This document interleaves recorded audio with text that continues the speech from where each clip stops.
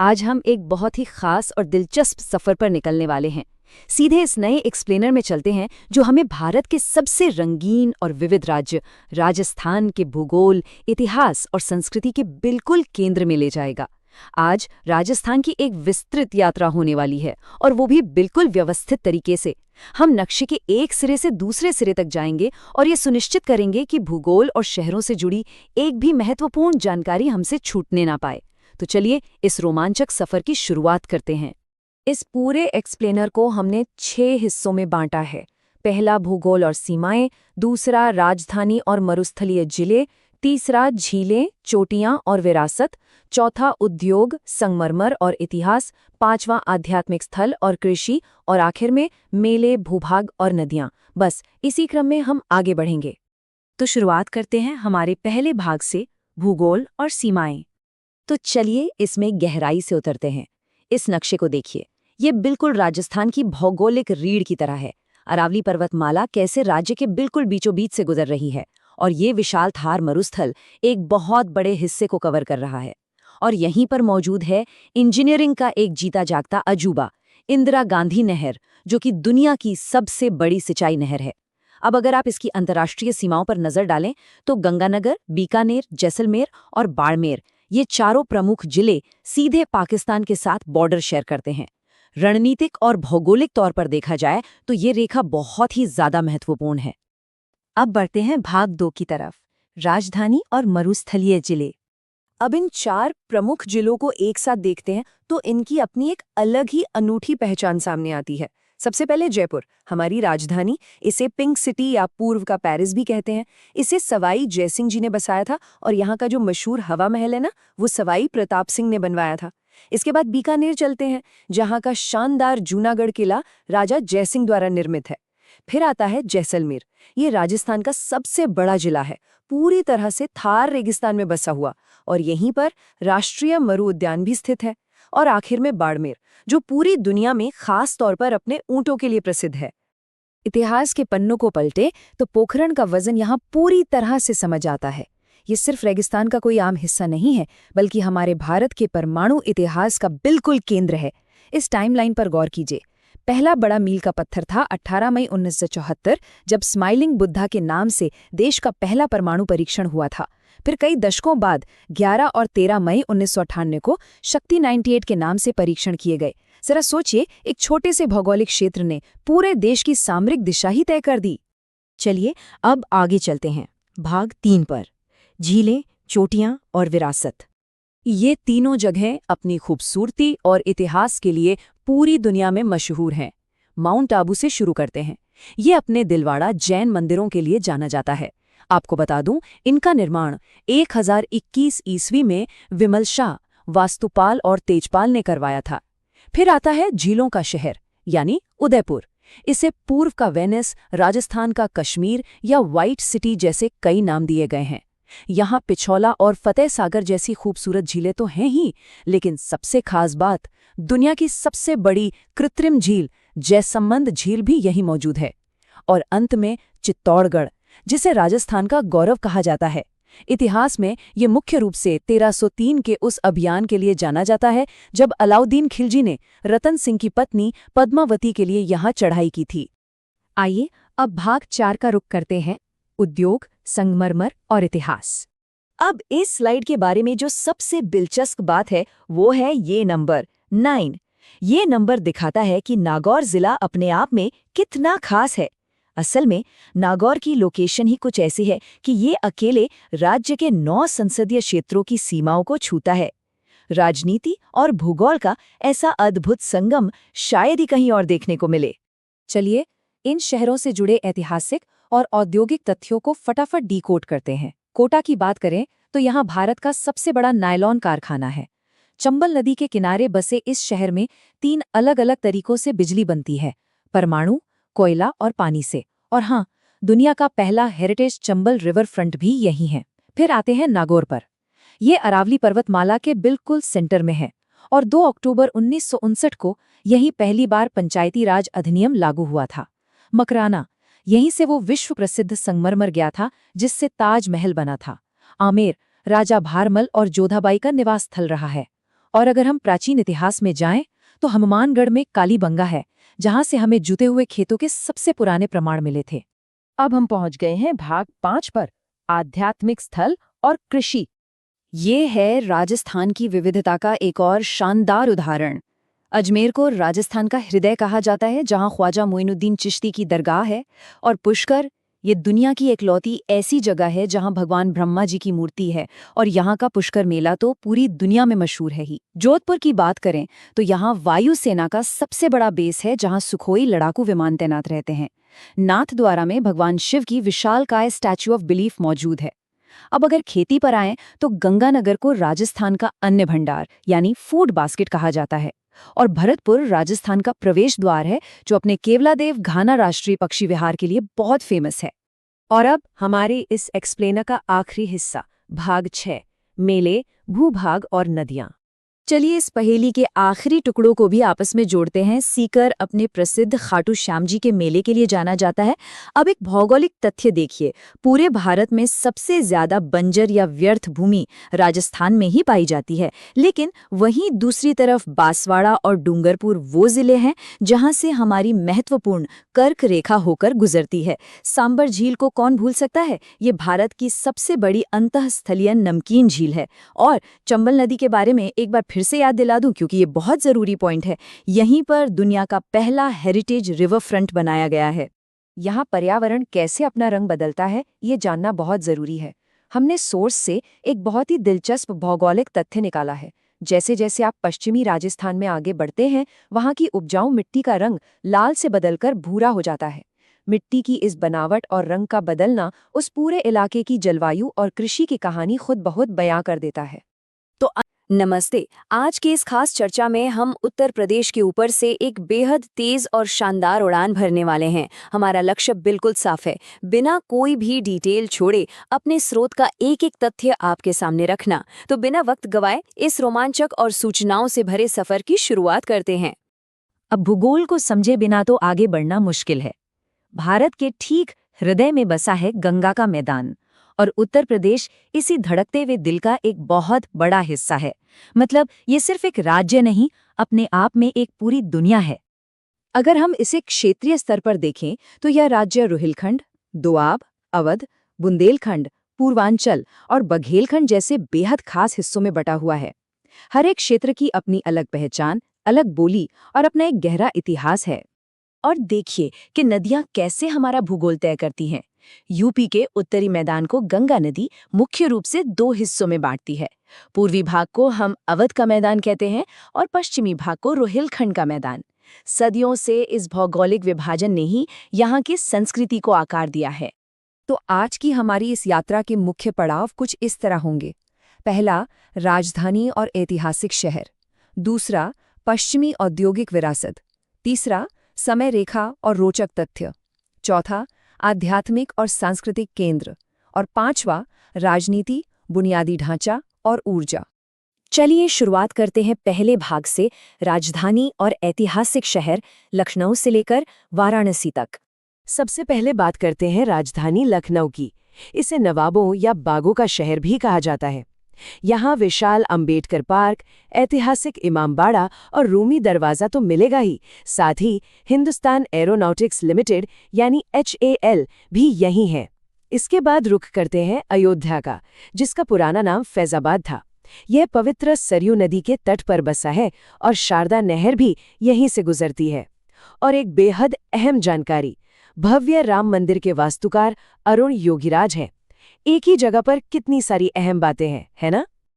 अब आगे बढ़ते हैं प्रयागराज की तरफ, जिसे पहले इलाहाबाद के नाम से जाना जाता था। सामरिक नजरिए से ये शहर बहुत ही महत्वपूर्ण है, क्योंकि वायुसेना की केंद्रीय कमान का मुख्यालय यहीं स्थित है। यहीं वो जगह है जहां गंगा, यमुना और अदृश्य मानी जाने वाली सरस्वती नदी का संगम होता है। और हाँ, भारत में जिन 4 पवित्र स्थानों पर कुंभ मेला लगता है, प्रयागराज उनमें से एक है। बाकी 3 हैं हरिद्वार, उज्जैन और नासिक। और यहाँ सबसे दिलचस्प बात है ये संख्या 12। प्रयागराज और उन बाकी जगहों पर ये विशाल कुंभ मेला ठीक 12 साल के अंतराल पर ही आयोजित किया जाता है। ये मानव इतिहास के सबसे बड़े शांतिपूर्ण जमावड़ों में से एक है। पहले भाग का समापन हम करेंगे वाराणसी या कह लें बनारस के साथ। दुनिया का सबसे प्राचीन जीवित शहर, घाटों का नगर। यहाँ सिर्फ आध्यात्म का ही वास नहीं है, बल्कि यहाँ डीजल इंजन का कारखाना भी है। और बनारसी साड़ी, बनारसी पान और मशहूर काशी हिंदू विश्वविद्यालय यानी BHU का जिक्र किए बिना तो बनारस की बात पूरी ही नहीं हो सकती। अब बढ़ते हैं भाग 2 की ओर, पश्चिमी औद्योगिक विरासत यानी विनिर्माण हब। पूरब से पश्चिम की ओर चलते हुए यूपी की जबरदस्त औद्योगिक ताकत पर एक नज़र डालते हैं। शुरुआत कानपुर से करते हैं। अपने विशाल चमड़ा उद्योग के कारण इसे उत्तर भारत का मैनचेस्टर कहा जाता है। यहाँ भारतीय कृत्रिम अंग निर्माण निगम का मुख्यालय है और एक सॉफ्टवेयर टेक्नोलॉजी पार्क भी है। इसके अलावा शामली की बात करें तो ये हरित क्रांति का एक प्रमुख केंद्र रहा है, और गाजियाबाद तो अपने आप में एक बहुत बड़ा औद्योगिक क्षेत्र है ही।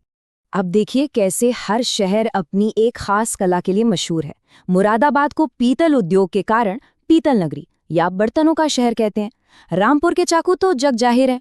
बरेली को देखें तो यहाँ सेना की छावनी है। ये सुन्नी संप्रदाय का केंद्र है और साथ ही कृत्रिम रबर और बांस के फर्नीचर के लिए भी जाना जाता है।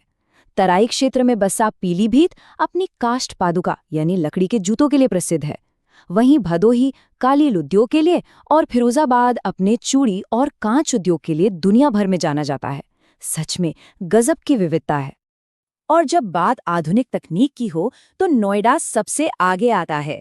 इसका पूरा नाम है new Okhla industrial development authority. ये एक इलेक्ट्रॉनिक सिटी और सॉफ्टवेयर टेक पार्क है। इसके ठीक बगल में ग्रेटर नोएडा है, जहां नई फिल्म सिटी आकार ले रही है।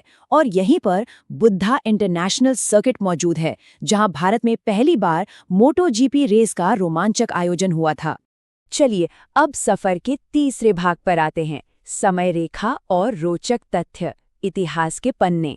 भूगोल और उद्योगों से थोड़ा हटकर कुछ ऐसे ऐतिहासिक पलों को देखते हैं जिन्होंने गहरा प्रभाव छोड़ा है। इस टाइमलाइन को ध्यान से देखिए। 10 मई 1857, यही वो दिन था जब मेरठ से ऐतिहासिक क्रांति की शुरुआत हुई थी। फिर 1875 में सर सैयद अहमद खान ने अलीगढ़ में मुस्लिम एंग्लो ओरिएंटल कॉलेज की स्थापना की। और 1911 में तो कमाल ही हो गया, इलाहाबाद से नैनी के बीच वायु परिवहन की शुरुआत हुई। ये भारतीय विमानन के इतिहास का एक बहुत बड़ा क्षण था। चलिए इन ऐतिहासिक घटनाओं वाले शहरों के कुछ और तथ्य भी खंगालते हैं।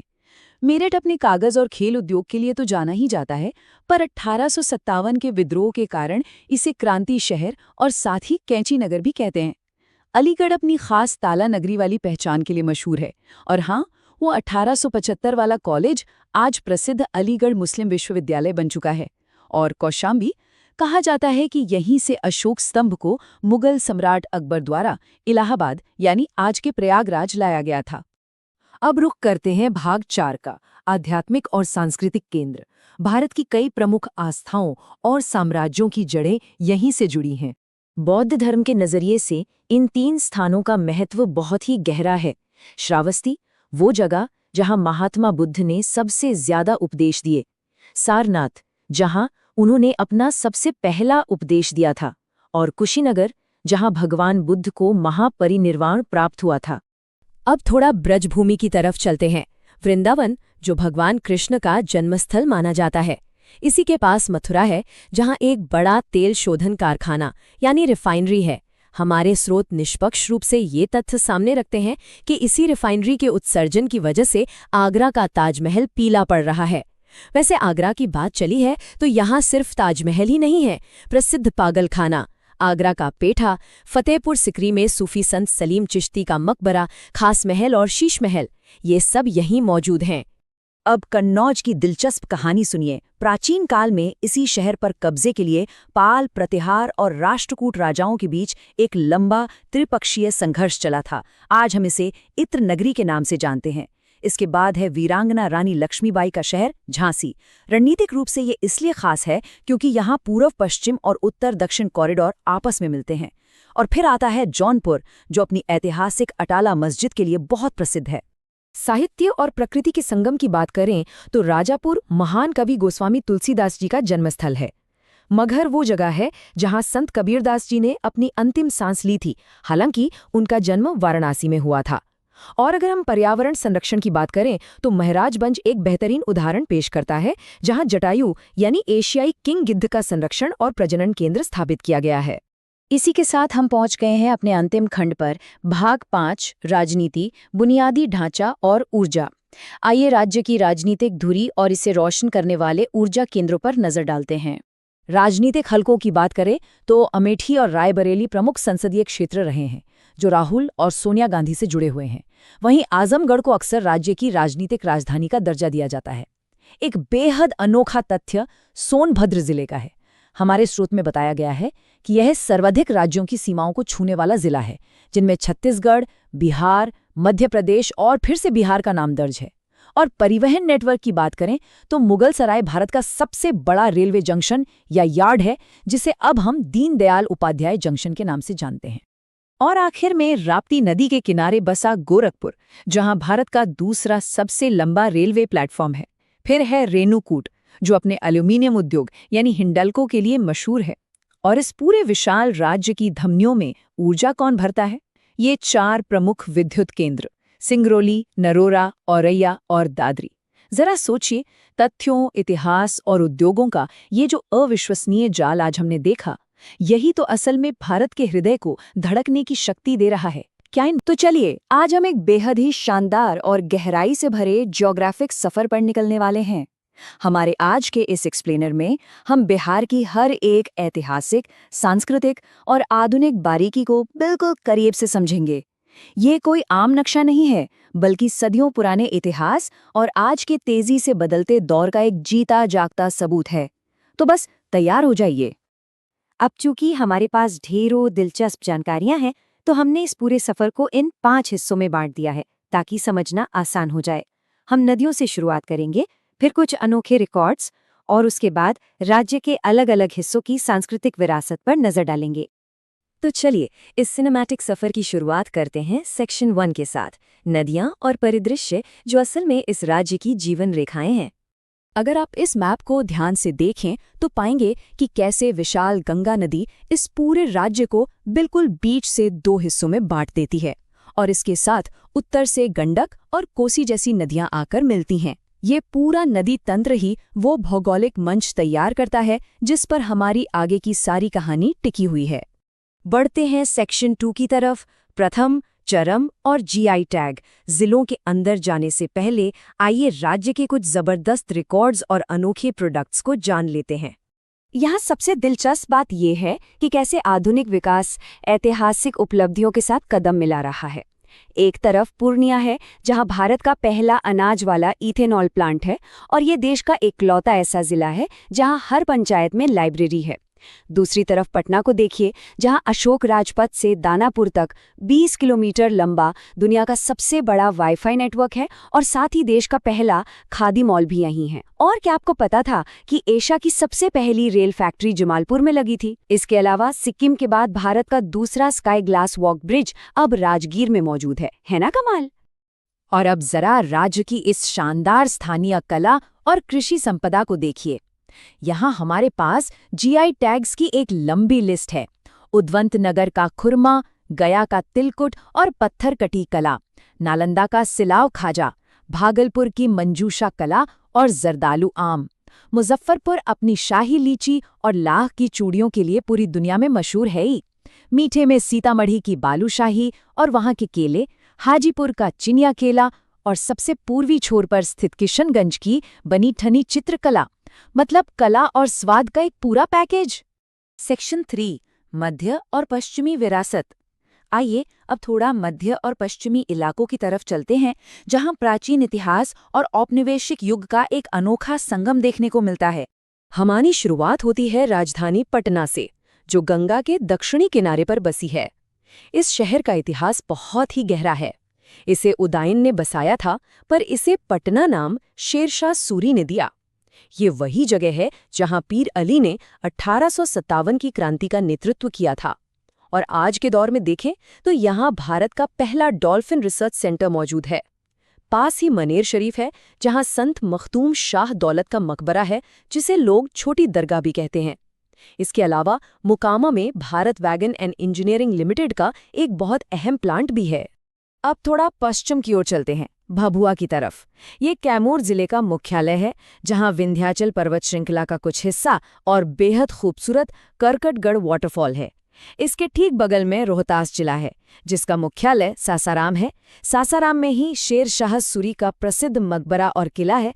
यहीं आपको डालमिया नगर भी मिलेगा, जो रोहतास में पाइराइट खनिज उत्पादन के लिए पूरे देश में जाना जाता है। और इसके पूर्व में डेहरी है, जहां सोन नदी पर पुल बनने के कारण इसे डेहरी ऑन सोन कहा जाता है। यहाँ का सैन्य और ऐतिहासिक महत्व रोंगटे खड़े कर देने वाला है। बक्सर को ही ले लीजिए, 1764 का वो ऐतिहासिक युद्ध, जहां ब्रिटिश सेनापति हेक्टर मुनरो था। फिर भोजपुर का मुख्यालय आरा है, जहां के जगदीशपुर गांव से वीर कुंवर सिंह जी आते थे। और फिर औरंगाबाद, जो अपने भव्य सूर्य मंदिर और विशाल सीमेंट फैक्ट्री के लिए जाना जाता है। अब आते हैं सेक्शन 4 पर, दक्षिणी और पूर्वी गलियारे। जैसे जैसे हम दक्षिण और पूर्व की ओर बढ़ेंगे, हमें आध्यात्मिक जागरण और प्राकृतिक संसाधनों का एक अलग ही रूप दिखाई देगा। गया की बात करें तो ये जगह विरोधाभासों से भरी है। एक तरफ गया शहर बिहार की सबसे गर्म जगह है, तो दूसरी तरफ बोधगया में महाबोधि मंदिर जैसी परम शांति वाली जगह है, जहां महात्मा बुद्ध को ज्ञान मिला था। गया में ऑफिसर ट्रेनिंग एकेडमी है, विश्व प्रसिद्ध पितृपक्ष मेला लगता है, और हाँ, फल्गु नदी पर बना रबर डैम भी यही है। इसी कड़ी में आगे है जहानाबाद, जो अपनी प्राचीन बराबर की पहाड़ियों के लिए प्रसिद्ध है। फिर आता है बिहार शरीफ, जो नालंदा जिले का मुख्यालय है। जरा सोचिए, यहीं कुमारगुप्त ने ऐतिहासिक नालंदा विश्वविद्यालय बनवाया था, जिसे 1198 में बख्तियार खिलजी ने जलाकर खाक कर दिया। इस दुखद इतिहास के बिल्कुल उलट पास ही राजगीर है, जो आज तेजी से विकसित हो रहा है। यहाँ Bihar police academy, sports complex, प्राचीन सप्तपर्णी गुफा और एक बिल्कुल नया जू सफारी मौजूद है। ये हिस्सा सच में हैरान करने वाला है। मुंगेर को देखिए, यहाँ हथियारों का उद्योग है, विश्व प्रसिद्ध योग विश्वविद्यालय है और मीर कासिम का किला है, जिसने इसे अपनी राजधानी बनाया था। यहीं मंदार पहाड़ी और बरारे की गुफाएं भी हैं। अब इसके दक्षिण में जमुई है, जहाँ झाझा स्टेशन है। नक्सल प्रभावित क्षेत्र होने के बावजूद ये इलाका अपने सोने के विशाल भंडारों के लिए चर्चा में रहता है। और लखीसराय के रामपुर में तो करीब 2000 साल पुरानी कुषाण काल की शालभंजिका देवी की मूर्ति मिली है।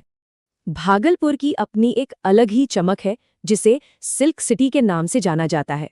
इतिहास में जाएं तो यहाँ धर्मपाल ने विक्रमशिला विश्वविद्यालय की स्थापना की थी। यही कहलगांव में एनटीपीसी का थर्मल पावर प्लांट है। और सबसे खास बात, यहाँ विक्रमशिला डॉल्फिन सेंचुरी भी है, जो इन खूबसूरत जीवों को बचाने का एक बहुत अहम प्रयास है। अब हम राज्य के एकदम पूर्वी छोर पर आ गए हैं। कटिहार जूट उत्पादन का एक बहुत बड़ा केंद्र है। यहीं कुर्सेला में कोसी नदी जाकर गंगा से मिल जाती है और मनिहारी में गोगाबील झील है। इसके ठीक ऊपर किशनगंज है, राज्य का सबसे पूर्वी जिला, जिसकी सीमाएं बंगाल और नेपाल दोनों को छूती हैं और जहां बिहार में सबसे ज्यादा बारिश होती है। वहीं अररिया के कुसियार गांव में बिहार का पहला बायोडायवर्सिटी पार्क खुला है और यहीं राज्य का दूसरा चिड़ियाघर भी प्रस्तावित है। और अंत में सेक्शन 5, उत्तरी मैदान और केंद्र। चलिए अब उत्तर और उत्तर पश्चिम के उन हरे भरे मैदानी इलाकों की उड़ान भरते हैं, जहां का इतिहास बेहद सघन है। बेगूसराय पर जरा गौर कीजिएगा। ये सिर्फ एक ऑयल रिफाइनरी या महान लेखक रामधारी सिंह दिनकर जी की जन्मभूमि के लिए ही नहीं जाना जाता। यहाँ कांवर झील भी है, जो एशिया की सबसे बड़ी मीठे पानी की गोखुर झील यानी ऑक्सबो लेक है, और यह बिहार का इकलौता रामसर वेटलैंड साइट भी है। इसके साथ ही समस्तीपुर के पूसा में राजेंद्र कृषि विश्वविद्यालय है और सबौर में बिहार फल विकास और अनुसंधान संस्थान मौजूद है। मुजफ्फरपुर में मोकामा की तरह ही भारत वैगन एंड इंजीनियरिंग का प्लांट है और यहीं बिहार का सबसे पहला दूरदर्शन केंद्र भी खुला था। लेकिन जो बात सबसे ज्यादा हैरान करती है वो है यहाँ के लंगट सिंह कॉलेज की खगोलीय वेधशाला। 1916 में बनी इस ऑब्जर्वेटरी को यूनेस्को की लुप्तप्राय धरोहरों की सूची में शामिल किया गया है। और मुजफ्फरपुर के ठीक पड़ोस में दरभंगा है, जिसे पूरे उत्तर बिहार की मेडिकल कैपिटल कहा जाता है। चंपारण और उसके आसपास का इलाका तो जैसे भौगोलिक चमत्कारों से भरा हुआ है। सीतामढ़ी माता सीता की जन्मस्थली है। पूर्वी चंपारण, जिसका मुख्यालय मोतिहारी है, वहाँ रक्सौल एयरपोर्ट है और भव्य केसरिया स्तूप भी है, जिसकी परिधि सबसे बड़ी है और जो सबसे ऊंचा स्तूप है। वहीं पश्चिमी चंपारण का मुख्यालय बेतिया है, जहां आपको सोमेश्वर की पहाड़ियां और राज्य के प्रमुख वाल्मीकि तथा उदयपुर नेशनल पार्क देखने को मिलेंगे। यहाँ से आगे बढ़ते हुए हम सीवान जिले के जीरादेग गांव से होकर गुजरते हैं। ये कोई आम गांव नहीं है, बल्कि भारत के प्रथम राष्ट्रपति डॉक्टर राजेंद्र प्रसाद जी की जन्मभूमि है। इसके बाद हम पहुंचते हैं छपरा, जो सारण जिले का मुख्यालय है, और ये वही जगह है जहां घाघरा नदी विशाल गंगा में समा जाती है। और अब हम अपने इस सफर के आखिरी पड़ाव पर हैं, वैशाली और पावापुरी। हाजीपुर, जो वैशाली का मुख्यालय है, पूर्व मध्य रेलवे का हेडक्वार्टर और प्लाईवुड का एक बहुत बड़ा केंद्र है। प्राचीन काल में वैशाली लिच्छवियों की राजधानी हुआ करती थी और यहीं जैन धर्म के तीर्थंकर भगवान महावीर का जन्म हुआ था। उन्होंने अपना निर्वाण पावापुरी में प्राप्त किया, जहां आज वो बेहद खूबसूरत जल मंदिर स्थित है। और इन सब के बीच में है सोनपुर, जहां गंगा और गंडक का संगम होता है और जहां दुनिया का सबसे बड़ा पशु मेला हरिहर क्षेत्र मेला लगता है। नमस्ते। आज के इस नए एक्सप्लेनर में हम एक बेहद दिलचस्प सफर पर चलने वाले हैं। आज हम गुजरात से जुड़े हर एक भौगोलिक और ऐतिहासिक तथ्य को बिल्कुल बारीकी से खंगालेंगे। हमारे स्रोतों में मौजूद हर एक जानकारी को समेटते हुए आइए समझते हैं कि आखिर कौन सी बातें इस राज्य को इतना खास और ऐतिहासिक बनाती हैं। चलिए सीधा मुद्दे पर आते हैं। इस भारी भरकम जानकारी को आसानी से समझने के लिए हमने इसे 5 हिस्सों में बांटा है। पहला, प्राचीन जड़ें और भूगोल। दूसरा, तटीय विरासत और बंदरगाह। तीसरा, उद्योग और ऐतिहासिक राजधानियां। चौथा, आधुनिक मील के पत्थर। और अंत में पश्चिमी सीमा। तो शुरुआत करते हैं हमारे पहले हिस्से से, प्राचीन जड़ें और भूगोल। क्योंकि देखिए, किसी भी जगह के आज को समझने के लिए उसके बीते हुए कल की जड़ों तक जाना ही पड़ता है। इस क्षेत्र की भौगोलिक स्थिति को अगर हम ध्यान से समझें तो ऊपर की तरफ कच्छ और भुज के इलाके बिल्कुल स्पष्ट हैं। इसके ठीक नीचे दक्षिण की तरफ गिर पर्वत श्रृंखला है। और सबसे खास बात, इस पूरे परिदृश्य में कई प्राचीन हड़प्पा स्थल फैले हुए हैं। ये इस बात का सबूत है कि सदियों पहले भी ये क्षेत्र इंसानी सभ्यताओं का कितना बड़ा केंद्र हुआ करता था। अब जो सबसे दिलचस्प बात है ना, वो ये है कि इन पुरातात्विक स्थलों से हमें क्या-क्या मिलता है। आइए जल्दी से इन 4 प्रमुख जगहों पर नजर डालते हैं। पहला है धौलावीरा, जो पूरी सिंधु घाटी सभ्यता का सबसे बड़ा स्थल है। दूसरा है सुरकोटदा, ये वो जगह है जहां से असल में घोड़े की अस्थियां यानी हड्डियां मिली थी। तीसरा है लोथल, जो उस जमाने में हड़प्पा सभ्यता का गोदीवाड़ा यानी एक पूरा का पूरा बंदरगाह हुआ करता था। और चौथा है रंगपुर, मतलब एक ही राज्य में प्राचीन इतिहास के इतने सारे अहम सुराग। प्राचीन इतिहास से अब सीधे आज के प्रशासनिक व्यवस्था और संस्कृति पर आते हैं। राज्य की वर्तमान राजधानी गांधीनगर है, और जब संस्कृति की बात हो तो गरबा का नाम आना तो लाजमी है। यहाँ एक बेहद गर्व करने वाला तथ्य यह है कि यूनेस्को ने गरबा नृत्य को भारत की 15वीं अमूर्त सांस्कृतिक विरासत यानी इंटेंजिबल कल्चरल हेरिटेज के रूप में घोषित किया है। चलिए अब आगे बढ़ते हैं अपने दूसरे हिस्से की तरफ, तटीय विरासत और बंदरगाह। तटरेखा न सिर्फ बहुत लंबी है, बल्कि इसका रणनीतिक और व्यापारिक महत्व भी गजब का है। तटों के किनारे बसे इन आर्थिक पावर हाउसेस पर गौर करें। सबसे पहले कांडला, जो एक प्रमुख ज्वारीय बंदरगाह या टाइडल पोर्ट है। फिर आता है भावनगर, जो अपनी खास पोत भंजन यानी जहाज़ों को तोड़ने की व्यवस्था और नमक अनुसंधान केंद्र के लिए मशहूर है। इसके अलावा एक और अहम भौगोलिक तथ्य है, यह खंभात की खाड़ी ही है, जो दीव और दमन को भौगोलिक रूप से एक दूसरे से अलग करती है। अब जरा इस विशाल संख्या पर गौर करें, 2.32 किलोमीटर। इमेजिन कीजिए, ये सुदर्शन सेतु की कुल लंबाई है, जो भारत का सबसे लंबा केबल स्टे ब्रिज है। ये विशाल पुल द्वारका और ओखा को बेट द्वारा द्वीप से जोड़ता है। और जब द्वारका की बात चली है तो बता दें कि महान आदि शंकराचार्य ने यहीं पर अपनी प्रसिद्ध शारदा पीठ की स्थापना की थी। वैसे इन तटों का इतिहास हमेशा शांत नहीं रहा है। समय के पहिए को पीछे घुमाएं तो 1025 में महमूद गजनवी ने अपने 16वें आक्रमण के दौरान प्रसिद्ध सोमनाथ मंदिर को लूटा था। वहीं दूसरी तरफ इसके कई सदियों बाद इसी तटीय इलाके ने दुनिया को अहिंसा का सबसे बड़ा चेहरा दिया, 2 अक्टूबर 1869 को पोरबंदर में महात्मा गांधी का जन्म हुआ था। अब समुद्र तटों से थोड़ा भीतर की ओर चलते हैं। हमारा तीसरा भाग है उद्योग और ऐतिहासिक राजधानियां। यहां हम देखेंगे कि कैसे भारी उद्योगों और पुराने राजवाड़ों ने मिलकर इस इलाके की शक्ल तय की है। तो सूरत शहर की बात ही कुछ और है। ताप्ती नदी के किनारे बसा ये शहर डायमंड सिटी कहलाता है। सूती वस्त्र और हीरे तराशने के लिए तो ये दुनिया भर में जाना ही जाता है। लेकिन क्या हम जानते हैं कि सिक्योरिटी करेंसी प्रिंटिंग प्रेस भी यहीं स्थित है? और इतना ही नहीं, दुनिया का सबसे बड़ा कॉरपोरेट ऑफिस सूरत डायमंड बोर्स और काकरापार परमाणु ऊर्जा संयंत्र भी इसी शहर में मौजूद हैं। एक ही शहर में इतने सारे अलग अलग सेक्टर्स। आइए अब इतिहास के पन्नों में थोड़ा और गहरे उतरते हैं। जूनागढ़ में प्रसिद्ध गिर राष्ट्रीय उद्यान तो है ही, लेकिन यहाँ इतिहास का एक बहुत बड़ा खजाना भी है। रुद्रदामन का शिलालेख, जिसे संस्कृत भाषा का पहला अभिलेख माना जाता है। यहीं पर सुदर्शन झील है, जिसे चंद्रगुप्त मौर्य ने बनवाया था और बाद में रुद्रदामन और स्कंदगुप्त ने इसका पुनर्निर्माण करवाया। वहीं पाटन की बात करें, जिसका पुराना नाम अहिलवाड़ था, तो यहाँ विश्व प्रसिद्ध रानी की वाव स्थित है। और सबसे मजेदार बात, ये वही रानी की वाव है जिसकी तस्वीर 100 रुपए के नए नोट पर छपी है। ऐतिहासिक राजधानियों से अब सीधे आज के हाईटेक इंफ्रास्ट्रक्चर पर आते हैं। अहमदाबाद सबसे बड़ा शहर है, जिसे पूर्व का बॉस्टन भी कहा जाता है। यहीं दुनिया का सबसे बड़ा cricket stadium Narendra Modi stadium मौजूद है। साथ ही राष्ट्रीय भौतिकी प्रयोगशाला और प्लाज्मा रिसर्च इंस्टीट्यूट जैसे अहम संस्थान भी यहीं हैं। और अगर भविष्य की बात करें तो धोलेरा का जिक्र आना पक्का है, जहां भारत का पहला सेमीकंडक्टर प्लांट लगाया गया है। इन 3 शहरों की अपनी अपनी बिल्कुल अलग पहचान है।